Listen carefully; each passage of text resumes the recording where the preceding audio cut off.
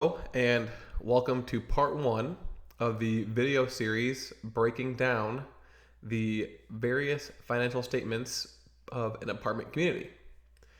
In this part, we will be going over the T12, or the trailing 12-month profit and loss statement. The T12 is a financial document that details the profit and losses of an apartment community over a 12-month period. The T12 is used during the underwriting phase, and you will also review it once you've acquired the property.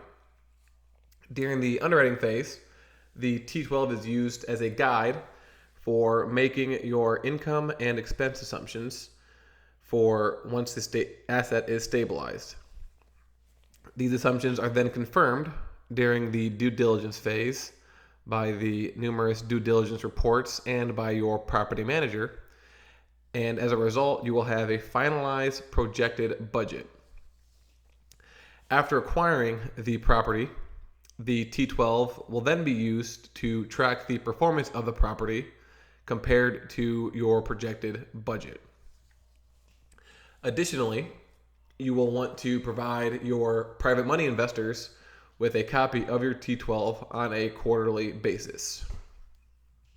So as you can see on your screen, we will be going over a sample T12 for ABC Apartments. This is an actual T12 for a property that we own for the period of December 2016 to October 2017. This T12 is for a 216 unit apartment building in Dallas, Texas, that was purchased in October 2016. As at the date of this T12, the asset is 14 months into the value add business plan with a total of 113 units, which is a little bit over 60% of the asset has been upgraded and the units have been renovated. As you can see, this is a very detailed T12. It's got a line item for each income and expense category. Some T12s, as you receive, depending on the size of the asset and the current owner or property management company, it will have more or less details.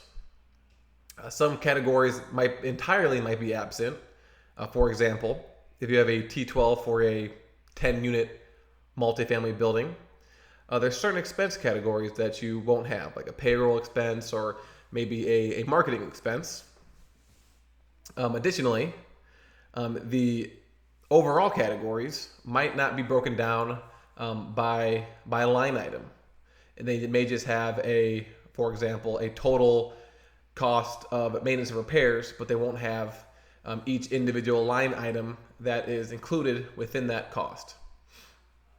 So depending on the current owner and the property management company, the T12 you receive during the underwriting phase may be a little bit less detailed than the one we're going to go over today. But this is about as much detail as you're going to get, which is why we're going to use this one as an example for this video.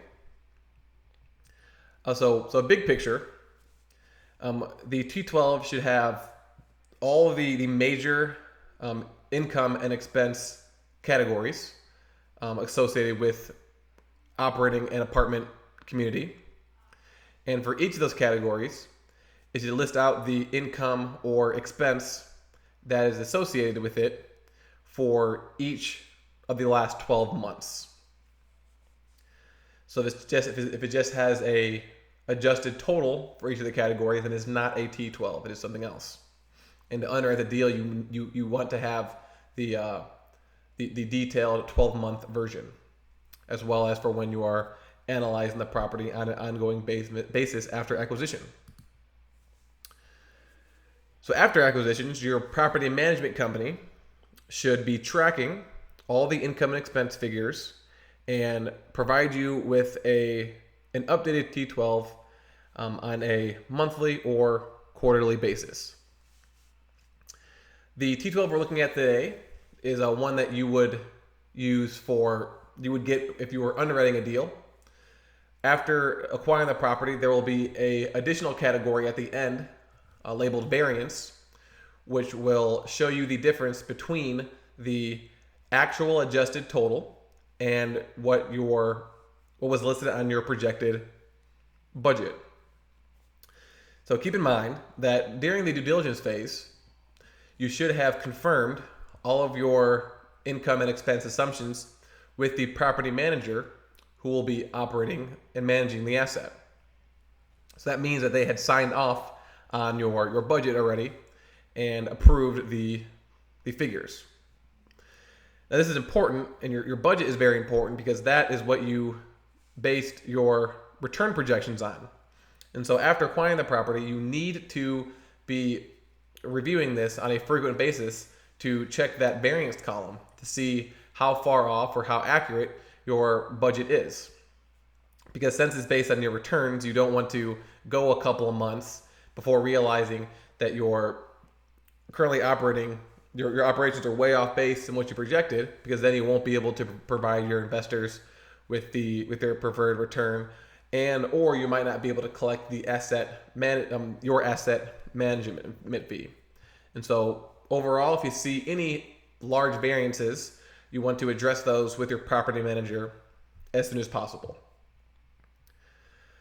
So the purpose of this video and what we're going to do is we're going to go through the T12 and define all the categories and line items. And then we're going to discuss what you should be looking for during both the underwriting phase and after acquisition phase. So to begin, at the top, as you can see, you'll have the months listed as columns, and each row should have the income or expense category or line item. At the end, you'll have an adjusted total.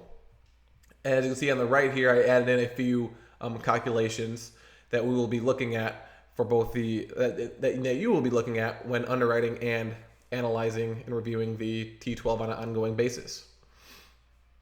So the first category we have is income, which includes all the factors related to the revenue of the apartment community. And generally, you'll see this broken down into two groups. You'll have rental revenue, and then you'll have other income, other tenant income, other resident income, however it's labeled. And then for each of those two groups, you'll have a list of line items for all the income factors associated with the larger group. So first we have rental revenue, which includes all the incomes and losses associated with the income collected from leased and non-leased units. So the first line item is rent. So this is the gross potential rent, not rent collected, but the gross potential rent. And so that is the total amount of rent that you would collect if all the units were leased and all the units were leased at the current market rate. And so when you're underwriting a deal, you want to make sure that the adjusted total rent, or at least the rent for the month of the rent roll, is the same as what is listed on the T12. If it isn't, then something is going on, and you should be asking the broker or the owner why their rent roll and their T12 are differing. Once you acquire the property, ideally your gross potential rent is increasing. Since we're value-add investors, we should be renovating units and increasing the rent and getting the rent premium we projected during the underwriting phase. And so as we turn non-renovated rent units into renovated units, the rent should be increasing, which is, looking at the T12 here, we're seeing that. And if you look at the trailing 12 months compared to the trailing 6 months annualized, the trailing 3 months annualized, you'll see that we're we're getting that increase in gross potential rent. So that's a positive sign. Next, we have loss gain to lease, or loss to lease, or LTL. Loss to lease is the income lost or gained due to units being rented either below or above the current market rates. When you're underwriting a deal and you're making your stabilized income assumptions, you want to set the loss to lease to the same percentage of gross potential rent that is listed on the owner's T12. So for example here, we've got a loss to lease of 12.92% for the last 12 years. And so that is what you will want to set your loss to lease assumption for your underwriting. Now the standard loss to lease is between 3% and 5% of the gross potential rent.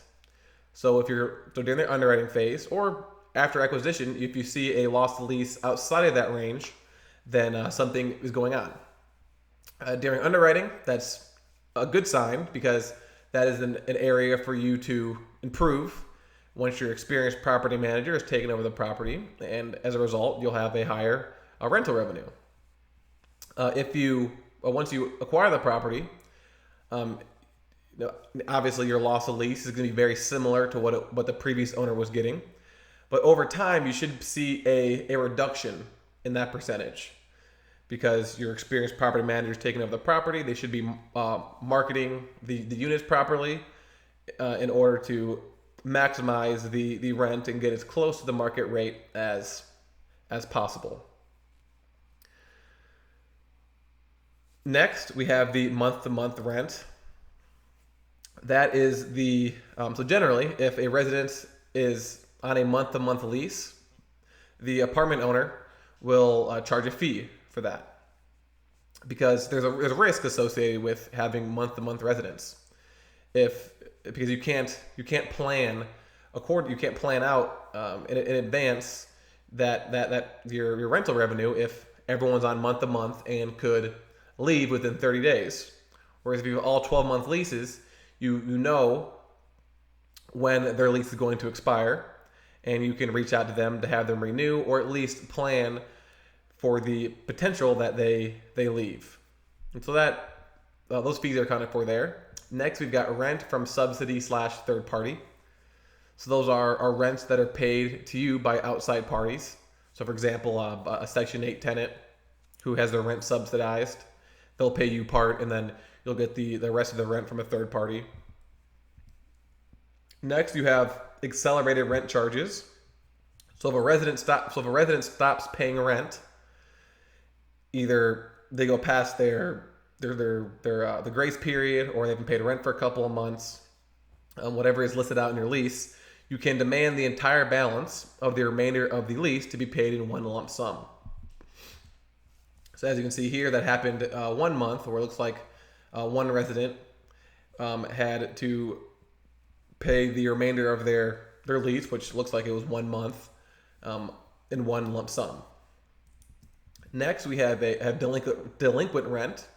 And so this is if a resident hasn't paid their rent by the end of the grace period, whatever that is in the lease, then it's considered delinquent, and you want to that will be tracked here.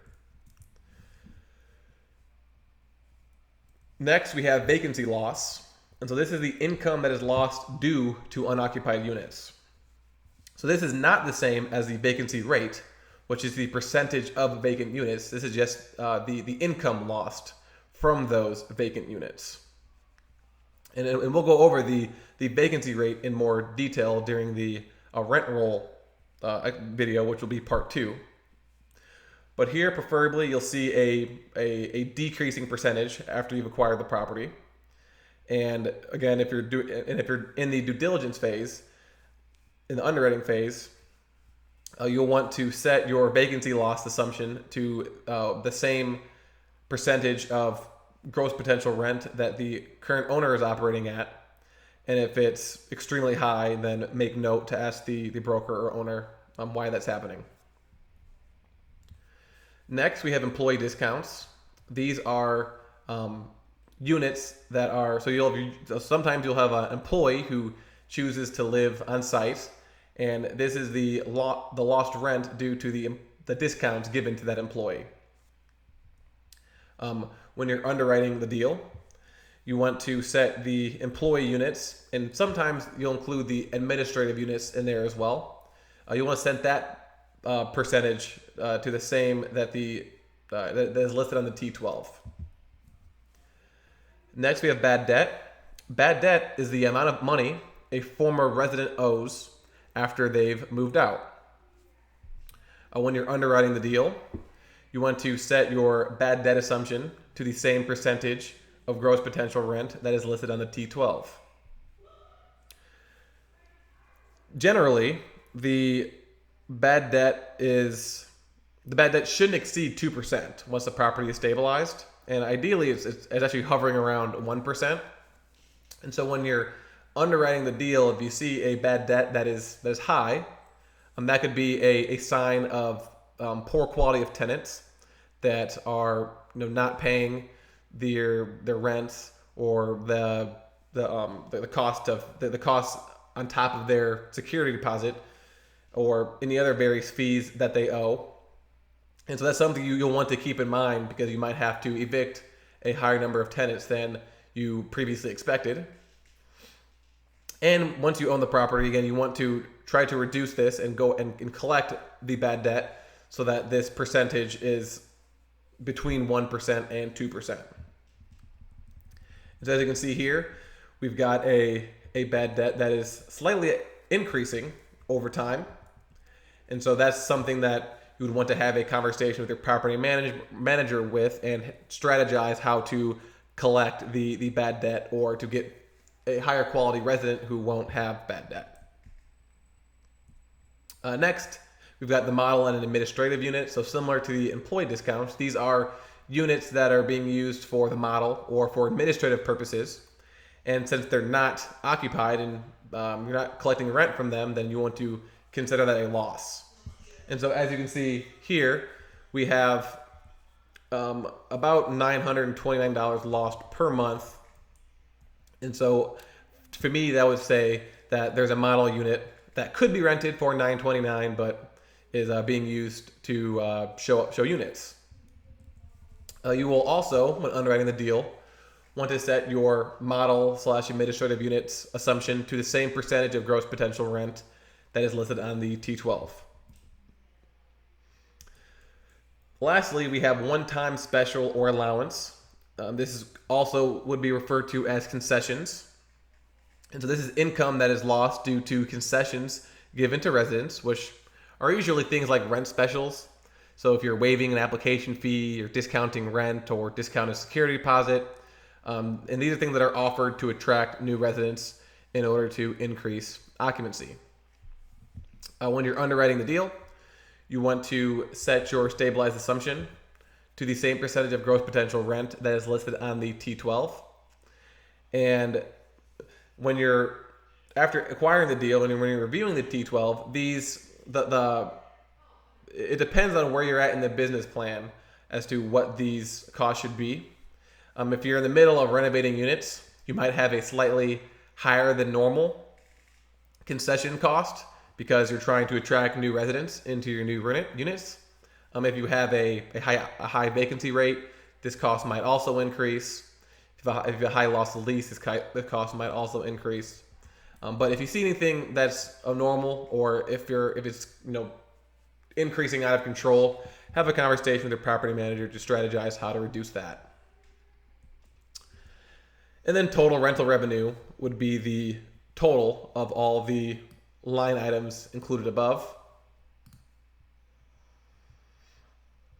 Next, we have the other tenant income. And so this is any other income collected from the residents that's not associated with the monthly rent. When you're underwriting a deal, you want to set your stabilized other income assumption to the same percentage of gross potential rent that is listed on the T12. However, if you plan on making any sort of update to the amenities, or if you plan on adding parking, or anything, or you're going to add laundry facilities, anything else that would bring in additional revenue, you'll want to add on top of the current other income brought in by the current owner. So, for example, here there's reserved and covered parking, which the tenants have to pay for.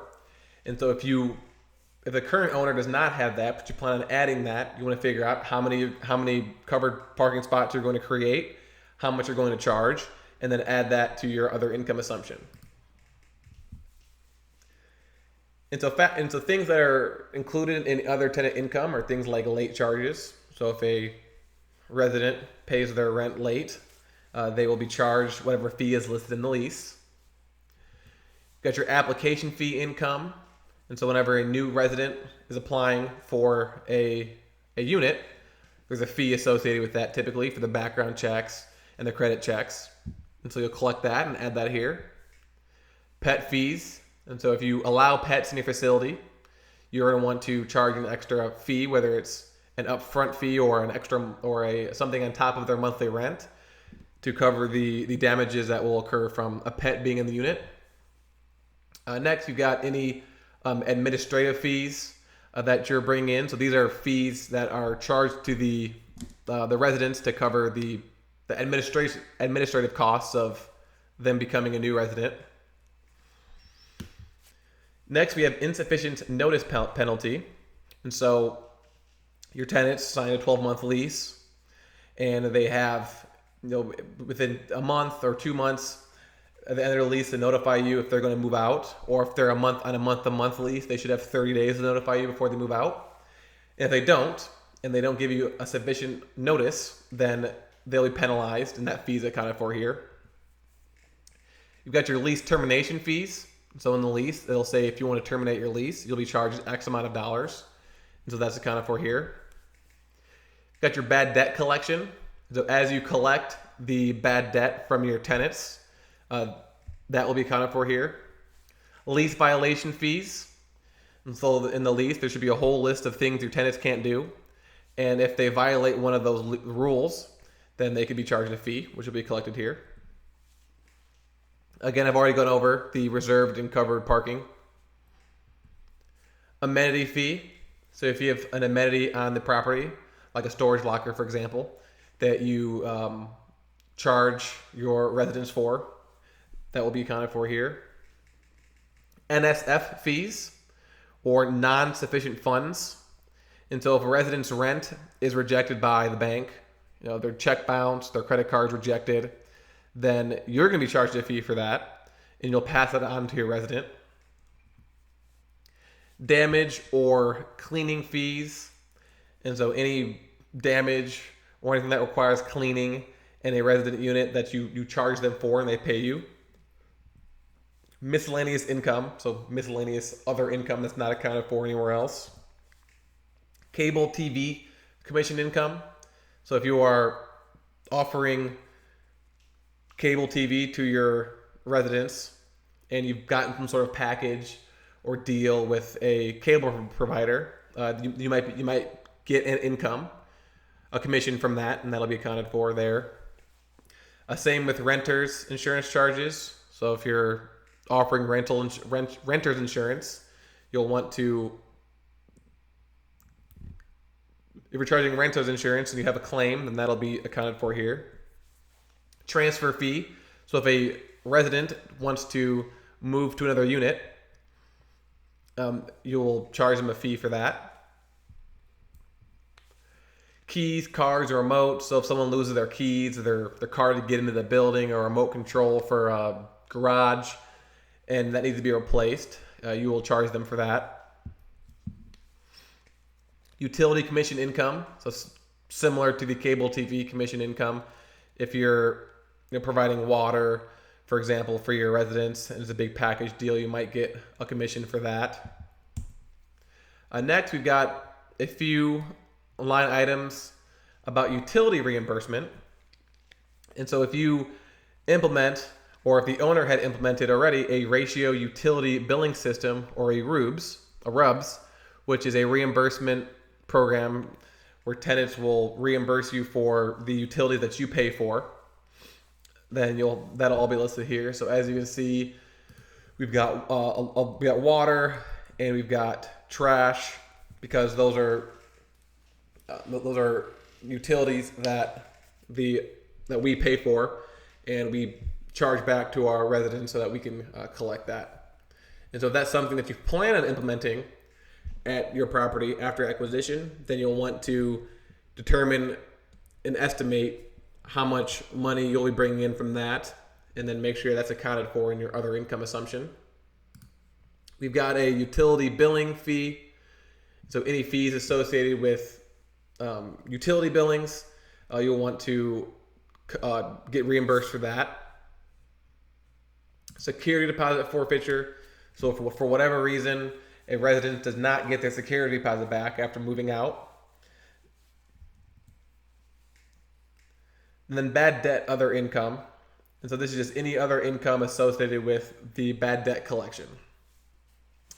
And at the end here, you have your total. And again, when you are underwriting a deal, you want to set the percentage, you want to set your stabilized other income assumption to the same percentage of gross potential rent listed on the T12, unless you plan on adding in some sort of utility or a RUBS program or a charging parking fees and what have you. Finally, if the security deposits or the rents are being held and in a interest earning account, then 0.01% or whatever it happens to be, you'll want to account for that here as well. And then finally, you've got your total other income, which is the summation of all the line items included in the rental revenue and the other income. So that concludes the money coming in. Now, what money is going out as expenses? So your first major group is the operating expenses. So these are the variable expenses that are associated with running your apartment community. Now, when you're underwriting a deal and you're making your stabilized expense assumptions, usually there is a market cost per unit per year for each of the expenses. Since right now we're looking at a apartment community that's 216 units, I will be going over the cost range associated with those size of units, or those size of apartment buildings. And so if you're buying an apartment building that's significantly smaller than this, let's say a 25 unit, then these market costs per unit per years will be a little bit different. So make sure you work with your property manager or the broker to determine the accurate ranges based on your specific market and the specific size of the asset. So generally, your operating expenses are going to be broken down into 9 categories. First, we have the utilities. And so that is the electric associated with the vacant units, the house electric. So there are things like street lamps and the lights outside of units, things like that. And then the electric of the office or the clubhouse. You've got the gas or heating oil expenses. You've got your water and sewer. You've got your cable, telephone and internet, and your waste disposal. Now, if you remember, back to the other income, we had implemented a RUBS program, so we're being reimbursed for the utilities. And as you can see, the largest line items are the water and the trash. And if you look down in the expenses, the largest line items are the water and the trash is small, but we are getting reimbursed for waste disposal. And so when you're underwriting a deal, underwriting a deal of this size, the per unit per year cost range is $750 to $900. And so when you're looking at the owner's T12, you want to set your stabilized expense assumption for utilities to that listed on the T12. And if it is outside of that $750 to $900 range, you want to make a note to ask the broker or owner why that number is so high. You can also start off by looking at the line items and seeing if there's any abnormally high water charges on a month or a abnormally high electrical charge, and then ask the broker, hey, I see that in May there's a really high water bill. What's going on there? Was there a leak? What happened? Should I expect to see the same thing after taking over the property? Once you own the property, you should not see many changes in your utility expense. It should be it should stay the same. It might fluctuate based off of the weather, but it should remain the same. And if anything stands out, make sure you address that with your property manager. So if you look over here, we have a per unit per year of $1,000, which is outside of that $750 to $900 range. But if you look at the last 6 month annualized and the last 3 months annualized, it is decreasing and getting closer to that rate. And we always like to see decreasing expenses. But again, we are being reimbursed for some of these utilities, and so I also calculated the per unit per year cost, including the reimbursements. As you can see, the costs are significantly lower. And so if you underwrote the deal and said and expected to pay $750 per month per year, then you're pretty excited by this. Next, we have contract services. And so these are all the expenses associated with contractors. And so we've got a landscaping contract. We've got a contract with a security company to patrol the property. We've got someone monitoring the alarm system. We've got someone ready to answer the phone in case of an emergency. We have a key maintenance contract, a contract with the pest control company, and then contracts with various repair services. When you're underwriting the deal of this size, the per unit per year cost should be between $200 and $400. And so if I look over here at the previous 12 months, I see a per unit per year cost of $326, which is within that range. And so nothing stands out here. It looks like it's increasing slightly over time. So that might be something that if you own the property or after taking over the property, you want to keep an eye on that to make sure it doesn't jump above that $400 range or whatever it is you assumed during the underwriting. Next, we have repairs and maintenance. So as the name implies, anything associated with the interior, exterior, and office or clubhouse. So we've got equipment repairs, so any large pieces of equipment that your maintenance people have that breaks down, or any equipment on site that breaks down that needs to be repaired. You've got your HVAC repairs, so your heating and air conditioning repairs and the supplies associated with that. You've got pool supplies, paint service, so we've got to paint the property and the supplies associated with that. You've got gate repairs, landscaping supplies, plumbing repair and electrical repair and their supplies for the units. Just general maintenance supplies, small tools like hammers and screwdrivers. If you have to go into a unit and fix the blinds, parking lot repair and maintenance. So you got to resurface the parking lot. If you have to fix a pothole. If you got your roof repairs here, any repairs on the exteriors of the building, window and door repairs, fire and safety supplies, your fire extinguisher, if you have any safety ladders or anything. Locks and keys. So if a lock breaks, or you have to replace the lock and replace the keys. And again, for the keys, if you remember in the other income, we are charging for that. So that should be money that's coming in to offset these expenses. We got light bulbs, so any exterior light bulbs that need to be replaced. Usually the interior light bulbs are the responsibility of the resident, but that'll be outlined in the lease. And so if you have to pay for interior light bulbs, that'll be accounted for here as well. Any flooring repair inside the units, cost to clean the clubhouse, and then the cleaning supplies as well. Any pest control product that you buy.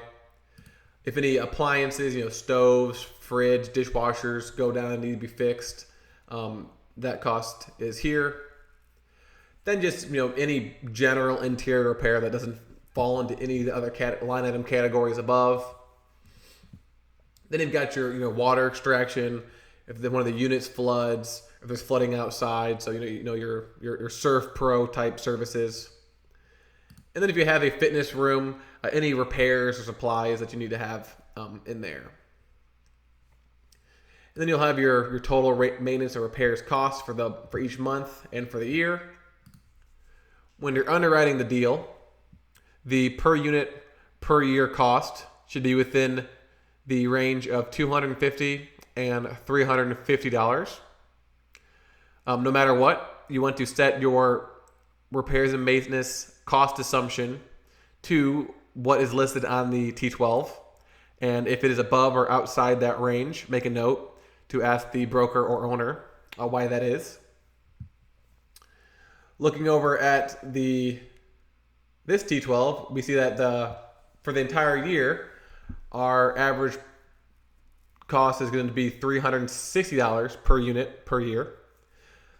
But as you can see, looking at the last 6 months annualized and the last 3 months annualized, we saw a reduction in repair and maintenance cost, and it fell back into the $250 and $350 per unit per year.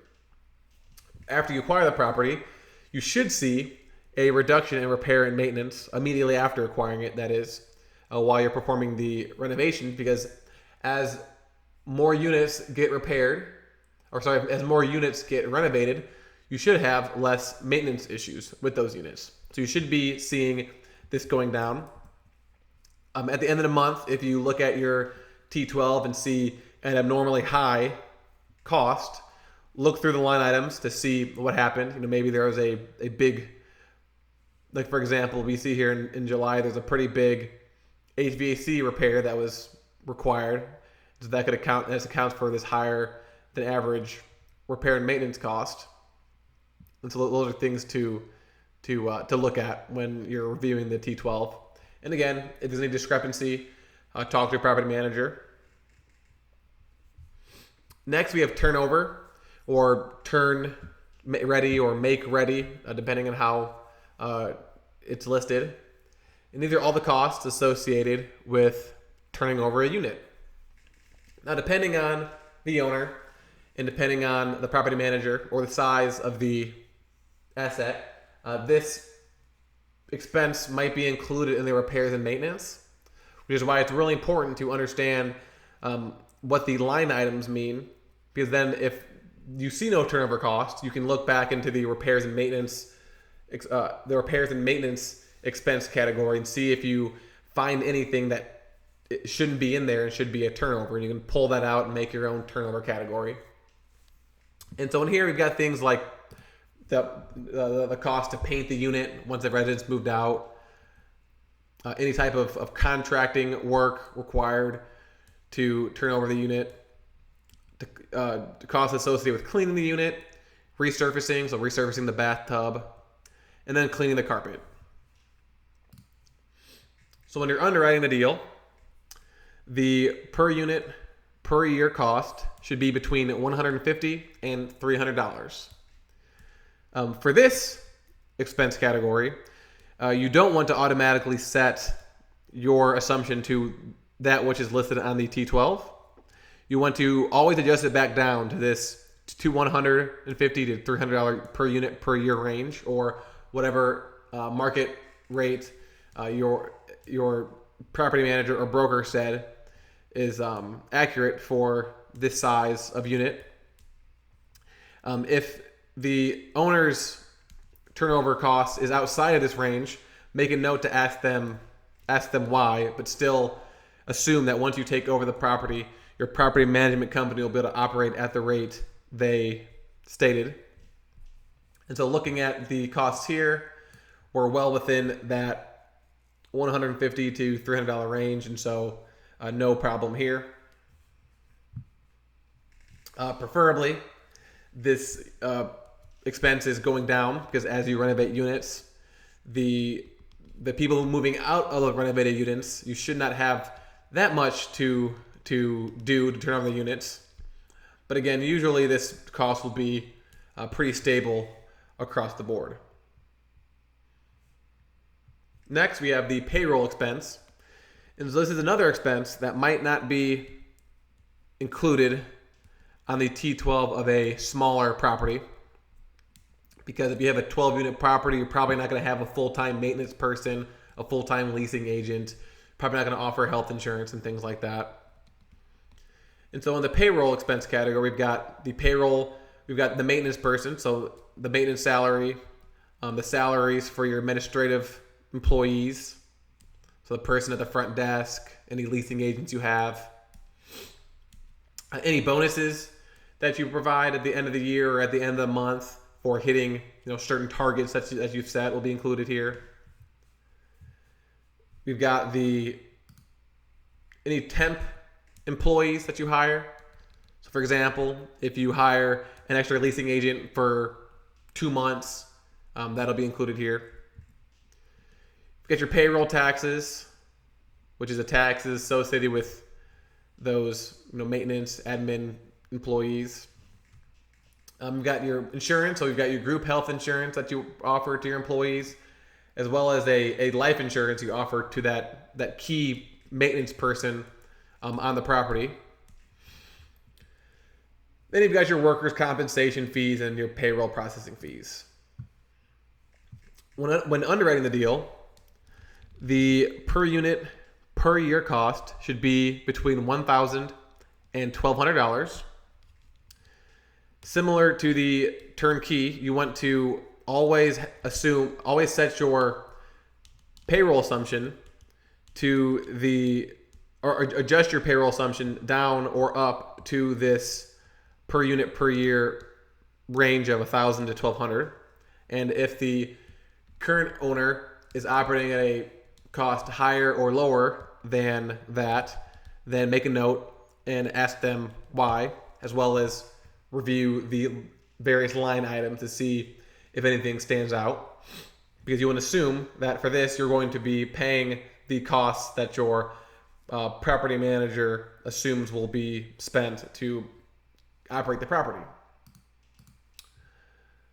So as you can see here, we've got a 12-month per unit per year cost that's below that $1,200 per unit per year range. When you're operating the property, you want to look at this to make sure that it's similar to your projections. As you can see here, in the past 3 months, we're trending above.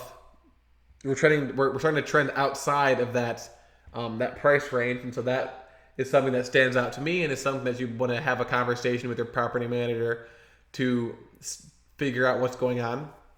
Just by looking here, you see that there's a pretty high administrative cost in October, and another one in April and in December. And so that's something I'd ask as you're operating the property, you would want to ask, at the end of the month of December or April or October, why were the administrative costs so high? Next, we've got taxes and insurance. These are pretty self-explanatory. You've got your property insurance and your property taxes. And then if you hired a property tax consultant to help you claim, maximize your deductions claimed, then that'll be accounted for here. When underwriting a deal for the insurance, you want to set the per unit per year assumption to the same cost that is listed on the T12. The minimum here, just a ballpark, just for a rule of thumb, the minimum per unit per year cost is $225. And so if it's below this, maybe the current owner is getting some sort of deal with the insurance company that you won't get after taking over the property. Until if the per unit per year cost is below $225, make a note to ask the broker or owner what's going on. When making your tax assumption, keep in mind that after acquiring the property, the taxes will likely change. The current owner was paying taxes based off of the most recent assessment, and once you implement your value add business plan and the value of the property goes up, unfortunately your taxes will go up as well. And so when you're underwriting the deal based off of your purchase price assumption, you want to go to the county auditor site and find the most up-to-date tax rate, and then determine the tax rate you will pay at the stabilized value of the property.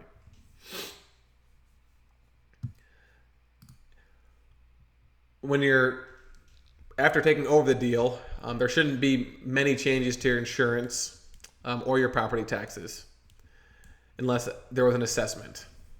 I made a note here to mark this because if I'm analyzing this, I see a pretty high property tax cost in the month of October. And so if I was underwriting the deal, I'd ask the owner, what was going on there. Next, we have management fees. This is the fees charged by the property management company to manage the asset. And this is typically expressed as a percentage of gross potential rent. And so when you're underwriting the deal, you want to talk with your property management company to figure out what fees they charge. And then that will be your property management assumption.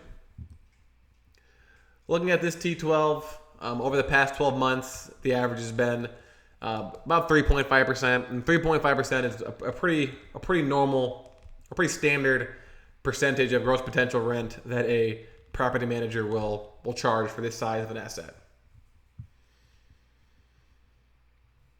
Next, we have administrative expenses, or it might be listed as just admin expenses. So these are all the costs associated with running the office in the clubhouse. And so you've got the eviction costs, so costs associated with evictions, legal fees, and the like. Utility billing. And so if you have some sort of third-party service who's doing the utility billing, there'll be a cost for that. Cost for screening residents, fees, dues, and subscriptions. So anything your apartment community is subscribed to, or any type of association that they're in, you'll have to pay some quarterly or monthly fees for that. Any bank fees. So there's always fees associated with holding a bank account and working with a bank. So minimum payment fees, annual fees for annual or monthly fees for having a certain account. Payment processing. So sometimes you'll be charged to process payments with whatever payment processing company that you're using. Blue Moon. This is for all the fun parties you throw for your office staff and all the Blue Moon beer that you buy. I'm just kidding. That's actually a leasing software that we use to automate the leasing process, so the residents can sign their leases and review their leases online. Next, we've got office supplies and equipment. So again, any supplies or equipment in the office. You've got your desks, paper, chairs, things like that. If you have an answering service, then you'll be charged for that, and that's accounted for here. Any uniforms, if you buy some shirts or some collared shirts with a logo on there for your office staff, that'll be accounted for here. Payment reversal fee, so it's just another fee that you might be charged for a payment being reversed. So if there's some sort of fraudulent charge and the fee gets reversed and you get refunded, you might be charged a minor fee minor processing fee to do that. Your property management software, and so your property manager should have some sort of software they're using to track the profit and the loss and the leases, and so that will be included for here. IT support, so support for website, any of the softwares that you have. The cost of your website, the cost for your postal or any type of mailing that you're doing. We got meeting and training classes and training shops. So this is when you have workshops or trainings you put on for new leasing agents, new office staff, new property managers, new maintenance people. Any costs associated with legal services, permits and registration. Like for example, if you want to get a new monument sign, you have to get a permit through the city in order to construct that. Any mileage reimbursement for your employees, and then you've got meals and entertainment as well. And so when you're underwriting a deal, the per cost per unit, the per unit per year cost should be between $150 and $250 per year. You want to set your stabilized administration cost assumption to whatever is listed on the T12, and if it happens to be outside of that range, make a note to ask the property manager and review the line items to see if anything stands out. As you can see here, the trailing 12 months has a per unit per year cost that's well within that $150 to $250 range. Like most of these expenses, this should remain fairly stable. But if after you acquire the property, you find out that the administrative costs are higher than what you expected, or if 1 month is higher than expected, then make sure you talk to your property manager to figure out what's going on there. And last but not least, the last operating expense we have is marketing, or it might be called advertising. And as the name implies, is all the costs associated with marketing units for rent. And so we've got marketing other, which is any other fee associated with marketing unit for rent that's not accounted for below. We've got printing for any flyers that we're creating. We've got resident party and functions. And so you're going to want to, or if you want to promote resident retention, you can throw monthly parties for your residents, like a bingo night, a Taco Tuesday. You can have some sort of a breakfast on the go, throw a party for kids on Christmas or Thanksgiving or Halloween. Locator fees, and so if you hire a locator service to help you find new residents. Marketing events and gifts, and so if you put on different marketing events, like you are dropping off gifts to local restaurants and local businesses. You've got referral fees, and so if you create a referral program for your residents, so if they find a resident, they can get $250 in cash. Any other fees associated with promoting your apartment building. Internet ads and listings, if you're paying for ads online. Web analytics and lead tracking. So if you're tracking your internet ads, or you're tracking any other sort of lead that you're doing manually, that'll be accounted for here. And then office hospitality costs. So marketing is another one similar to payroll that might not be included or might be greatly reduced if the asset unit count is low. So if it's a 20 unit building, you're likely not going to have a very high marketing cost. You probably just list your units for rent online on some free service like Craigslist or Zillow. So keep that in mind when you're making your marketing assumption during the underwriting. But generally, for a building of this size, the per unit per year cost should be between $100 and $200. But no matter what, you want to set your stabilized marketing cost assumption to that which is listed on the T12, and make a note if it's outside that range, and review the line items or talk to the broker to figure out why the cost is so high or low. Looking at the marketing costs here, we see that it starts off within that range, but then trend more recently, the past 6 months and past 3 months, that cost has gone up. Now the reason for this is since we're in the middle of our value add business plan, and we've renovated 60% of the units. We've got more vacant units than usual because we're actually choosing to have vacant units so you can renovate them. And so once those units are done being renovated, we're going to aggressively market those units in order to maximize our rent. And so if you have some months where your marketing is higher, that is likely due to you trying to reduce your vacancy rate because you have a lot of turnover, you have a lot of new renovated units coming online. And so when you're reviewing this after acquiring the property, keep that in mind, and don't panic if your marketing costs are going up, because it's highly dependent on things like loss of lease, vacancy rate, and turnover rate.